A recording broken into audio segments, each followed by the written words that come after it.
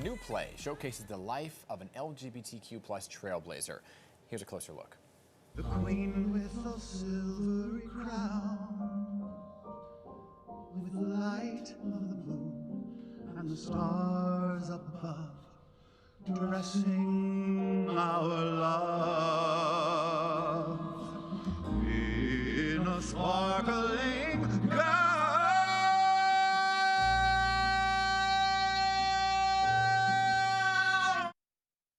Okay, that is from Make Me Gorgeous, the true story of Kenneth Mr. Madam Marlowe. And joining us from the show are Wade McCollum, who stars, as you just saw there, as Kenneth Marlowe, and the playwright Donnie. Donnie, Wade, welcome. Thank you. Our hats voice, off. yeah. I mean, woo, booming, booming. So you play a person named Kenneth Kate Marlowe, who is a real person in this play. Can you tell us about that person? Yeah, they were an incredible sort of pioneer in the LGBTQ community, kind of without attempting to be. They're just living their lives out loud. Born in 1926, was an author of 8 published books. But throughout their life, there was sort of a vocational kaleidoscope, as it were, and also sort of a gender kaleidoscope. A really fascinating life and beautiful, beautiful person. Yeah, and so Donnie, what made you want to tell this story? Well, it was surprising to me that this person even existed, because you never heard about him. There's been other people like Scotty Bowers and people like that people know. When I went down the road, and you find one thing and pretty soon you go down a rabbit hole and find so many more things, and I couldn't believe that they did so many things in their lives. You know, from being a male madam to working in a cat house to writing all these books and doing films. There was so much to this person. And I kept going, no, this can't be possible. This cannot be possible. No, this cannot be possible. And it's possible. Let's talk about the layers, peeling back the layers of Kenneth Marlowe.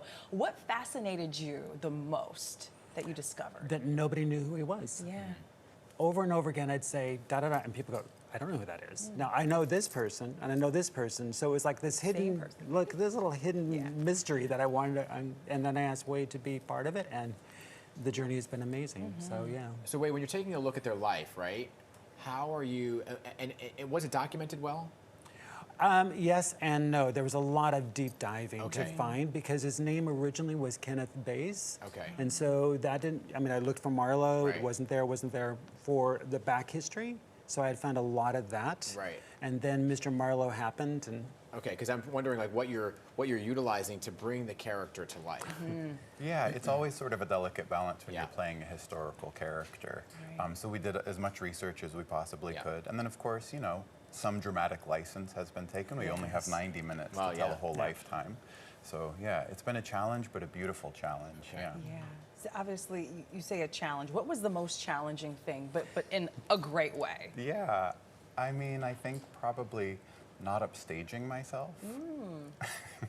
It's a one-person show, so there's, I don't know, 35 characters that kind of pop in and out, including Kenneth Kate's journey. So I say that glibly, but it is sort of, you know, this, it's a gymnastic effort in terms of bringing a whole, you know, world to life with just one person. Whoever was singing in the snippet we played, that person upstaged everybody. That's very true. That's very true. You know, Donnie, I want to talk about you for a second, because back in 1989, you founded Triangle Productions, right? Which is one of the oldest LGBTQ identified theaters in the nation. And for you, what was it like launching that theater back then? And what were you thinking back then that maybe you didn't know now? I didn't believe that I was launching a theater. I wrote a play, and nobody wanted to produce it in Portland. And it was about people that survived after the AIDS epidemic, so people that were left behind to, you know, to sell the items of the person who died of AIDS. And also what it was like to live through that. And I went around, shopped it, and nobody wanted to do it. So somebody told me, why don't you produce it? And I did, and it became a big hit. And during the show, a lady came up to me and punched me in the gut and said, we always talk about men and AIDS, what about women and AIDS? So I wrote a play about women, children, and HIV. She was pregnant at the time. She found out over the phone at a supermarket where she was working that she's pregnant with HIV. And I thought, we've got to tell this story. So it's been that journey of telling stories over and over again. So. Yeah, Very but blessed. before we go, because with it being Transgender Awareness Week, I would love to talk to you both about why you think it's so important. Donnie, you mentioned the shocking thing was that nobody knew this person. Why is it so important to give these stories life and a voice? We had somebody come a couple days ago to see the show, and they came up and said, I see me on stage, and I see a community around me that is enjoying what I'm trying to go through, and I thought, that's why we're doing it. Yeah. That's why we're doing it. What same question to you? Yeah, visibility is really Yeah. important. And I think had Kenneth had the information that she had later in life, her life might have unfolded in a much easier way, Right. perhaps.